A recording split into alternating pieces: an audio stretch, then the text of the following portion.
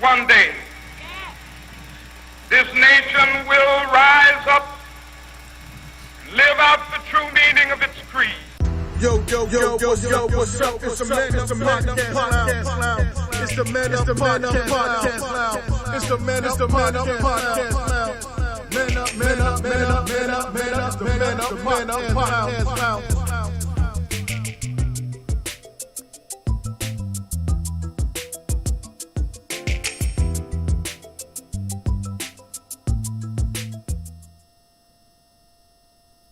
Yo, what's up, everybody? Welcome to the ManUp Podcast Lounge, where us kings are uplifting other kings in the community. I'm your boy, VC. And Alan. It's Calvin Hill. All right, today our special guest is Coach Twan and Coach B for the Powerhouse Boxing Club in Virginia Beach, Virginia. But our topic today is how you survive from spiritually and naturally after being knocked down. So what I got out of that is, like, when I was knocked down, I had lost my job, and I had lost myself at the same time.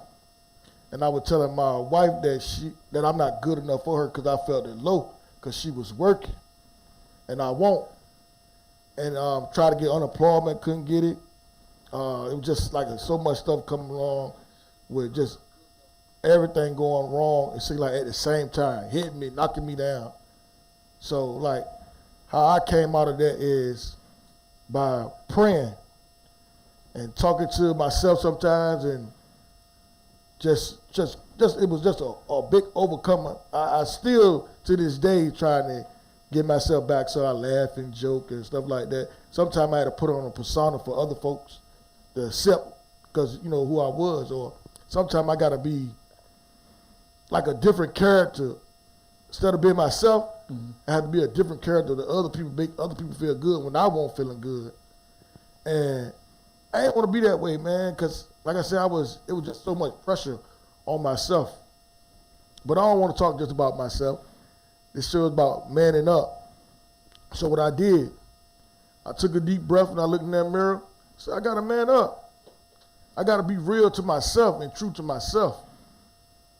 So I started building myself back up, my self-confidence back up.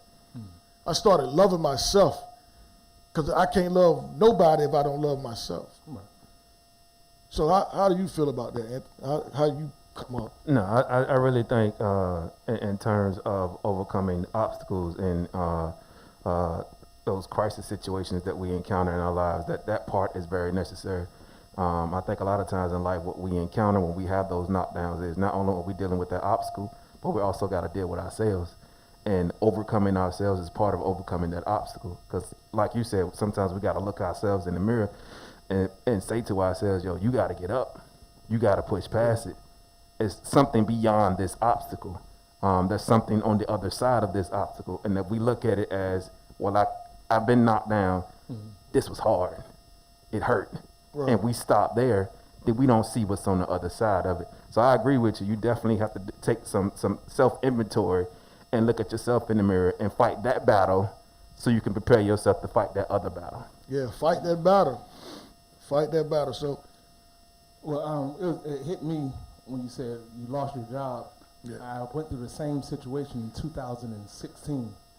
I was wrongfully terminated from my job, and it was a wake-up call, because for men, what they do or how they provide is their identity.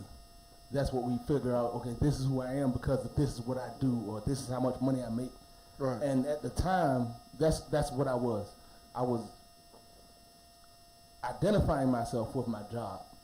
So when I lost the job, it took a hit, but at the same time, it made me man up and pull out what was in me. So I had to go start a business, and I wrote a book. So those are the moments in your life where you get knocked down, you kind of reevaluate, okay, am I just that, or am I much more than this situation? Yeah. Right. Am I more than the failure I just experienced? Yeah. So when you said that kind of hit home for me, man. Oh yeah, man. That hit home. And I think a lot of young people don't know their resilience. Right. They don't know how to bounce back from that major hit, especially with the family.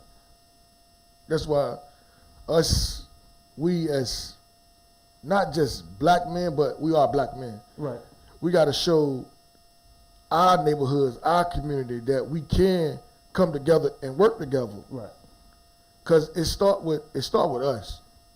It start with us first, and then like I said with Coach Twan and Coach B, with them guys as physical, boxing guys.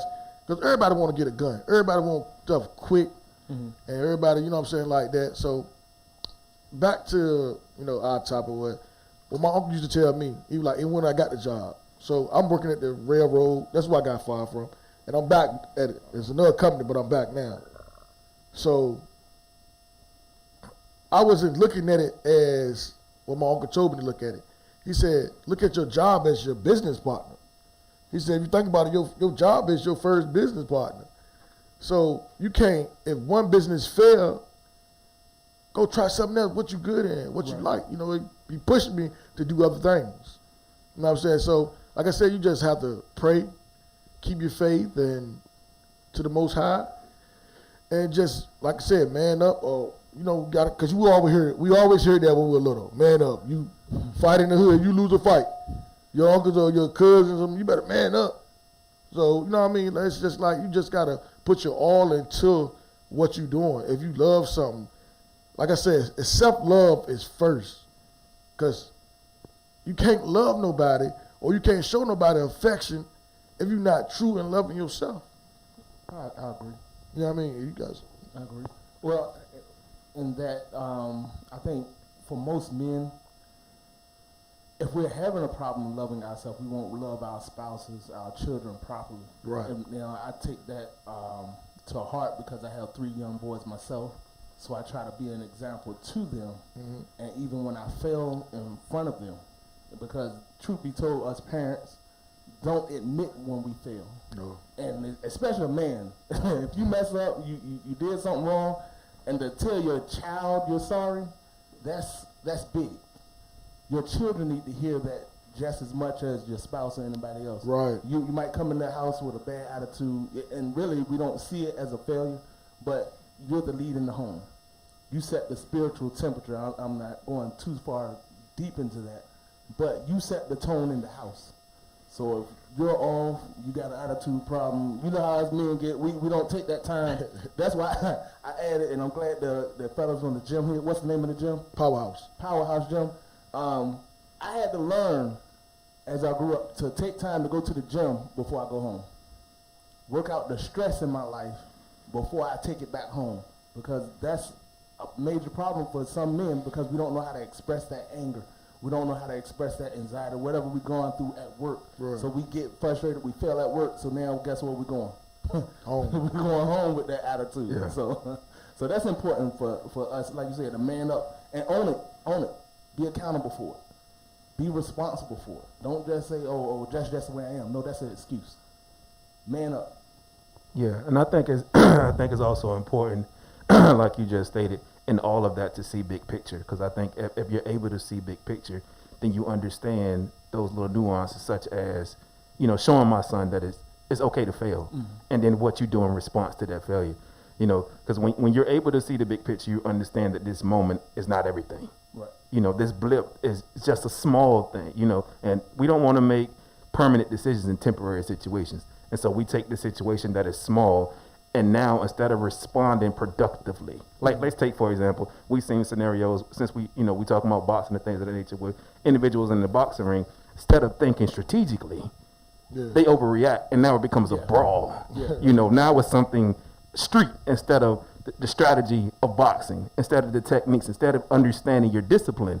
Now we done jumped into something else entirely. And now we got to get other people involved, and now we got police coming into the ring, everything, because you've lost your focus. Yep. You've lost the big picture, and instead of going back to your discipline, doing that self-inventory and say, okay, what am I doing? How do I need to adjust? What move do I need to make next? How do I need to think differently? How am I thinking now that's affecting what's going on now? Right. And when we're able to do that, I think we're able to channel something differently. When we're able to channel that discipline and direct it to a purpose, we come to that obstacle, and now we're not looking at it as if it's something that is so big, but now we're looking at it strategically, like we can break this down. Right. How can I get around this? It is not impossible. So what do I need to do? And sometimes that requires for us to go back to our corner. Like, hey, Reset. help me out with this. Because I'm not seeing what I need to see. I need a different perspective. And when we're able to do that, we can overcome those obstacles when we fall. Sometimes it does take a village. We don't have all the answers. Sometimes we got to go back to our yo, man, look, this is what I'm dealing with. This is what I'm looking at. Yeah. This is what I've been having to deal with. You know, or I'll come back and say, hey, bro, I lost my job. You know anybody? You got any connections? Anybody you can refer me to? Anybody I can talk to? Have you heard anything? See, with not to cut you off, but with that, it's pride.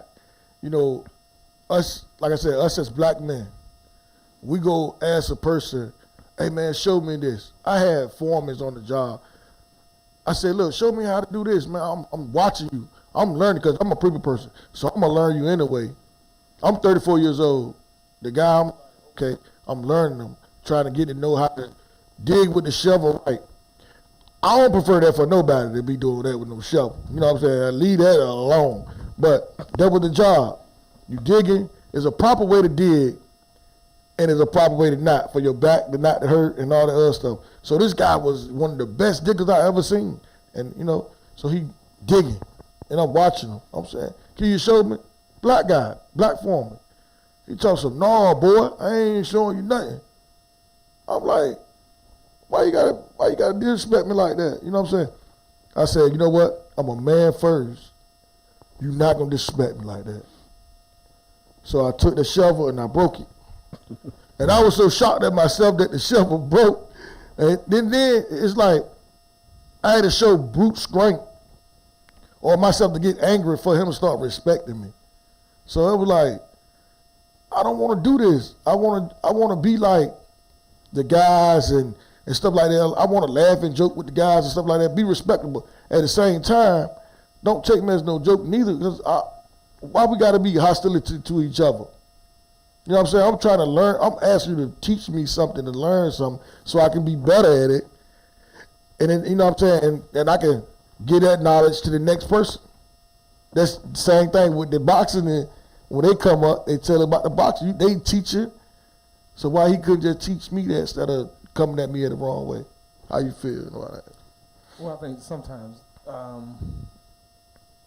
you being younger, speaking to an older gentleman, that's competition.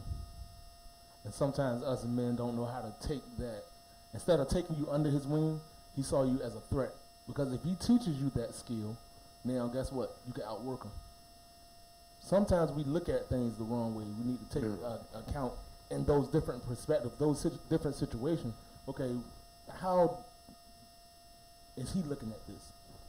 How is he seeing this? Because like you said, it's back-breaking work. That hurts. Yeah. If you do it the wrong way, trust me, I was shoveling snow the last couple of weeks, and I did it the wrong way.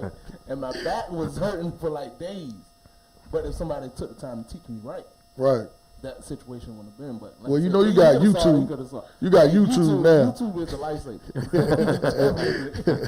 YouTube has saved my car many times. Yes, sir. Yes, sir. So you say you have guests or? Yeah, we keep on going. Okay.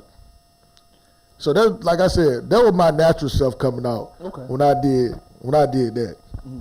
But my spiritual self would have now that I'm thinking of it, I would have sat down and I still would have did the same thing. I would have broke that shovel. Probably. But you know, cause like I said, people look at me and they think I'm supposed to be an evil guy. Mm-hmm. Cause they see I'm big, I'm black, and the first thing they be like, oh, he might be mad. And sometimes I don't be knowing. They be like, you ain't smiling. Why you want me to smile the whole time for? I'll be, if I'm smiling, then you think I'm up to something. You know what I'm saying? So it's like, I don't know. For me, man, I like to smile, but I don't want people to think I'm soft neither.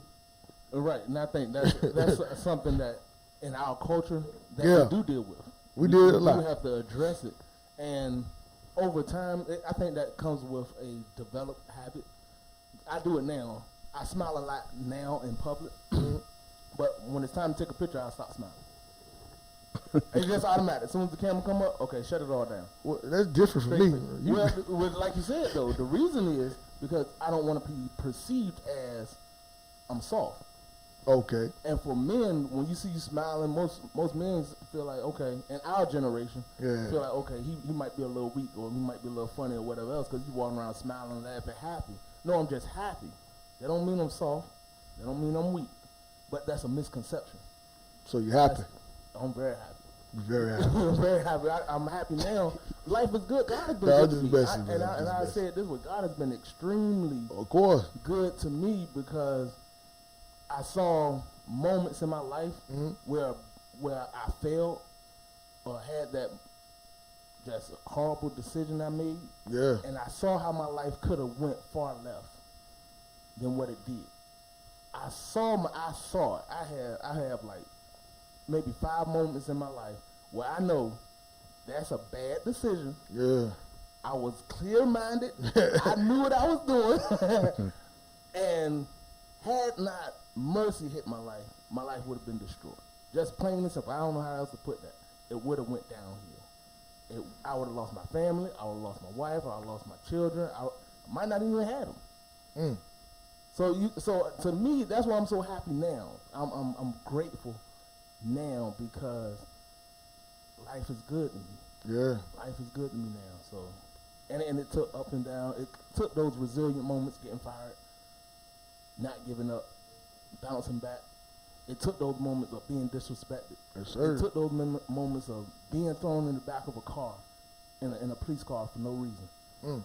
It took moments where I had to make a decision. Okay, am I going to let this define me, or am I going to be an example to my son and other people's sons? Like we had those coaches in our life.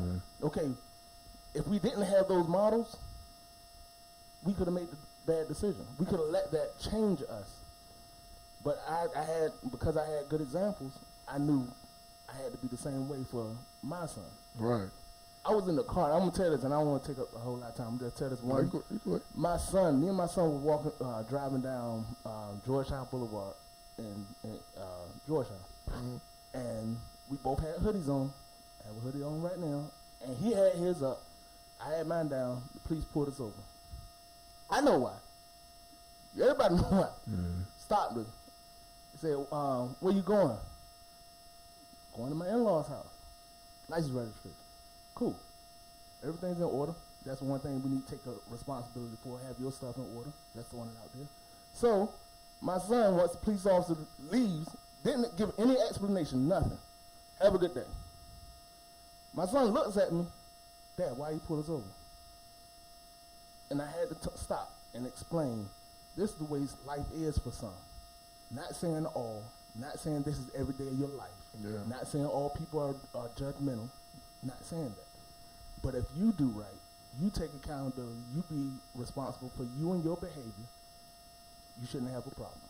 Facts. So that's to me, man up, that's what it's about. Manning up, being responsible for yourself, being accountable to not just you, but to your family. So, of course. So we're going to go into a quick commercial, and we out. Times have changed. The power to create your own influence through your own network is now in your own hands. As a creative, marketing is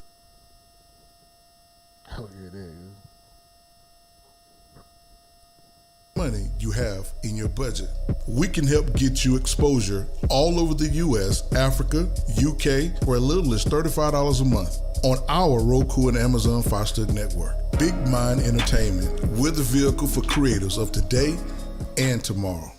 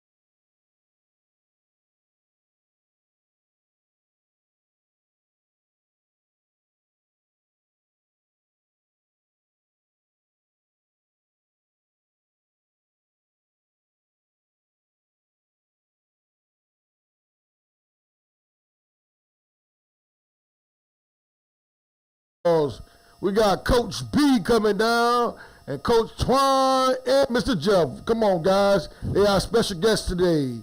About to talk to them, Mr. The Powerhouse.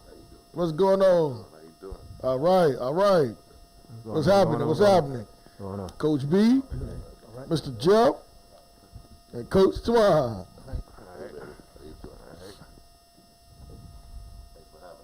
Yes, sir. Thanks for coming.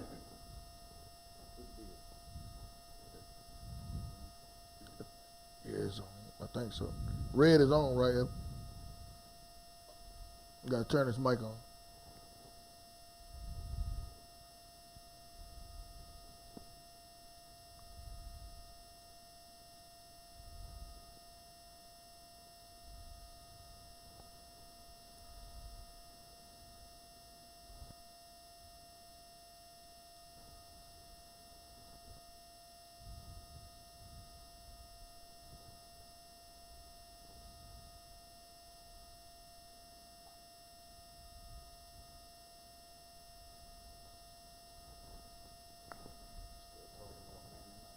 Oh yeah, I'm talking about. Yes, sir.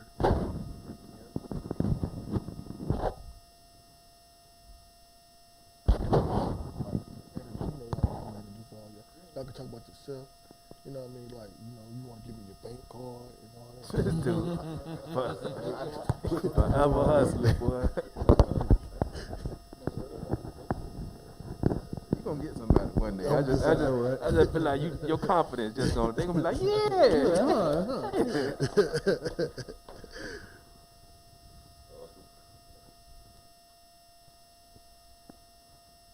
Gotta loosen them up. Yeah.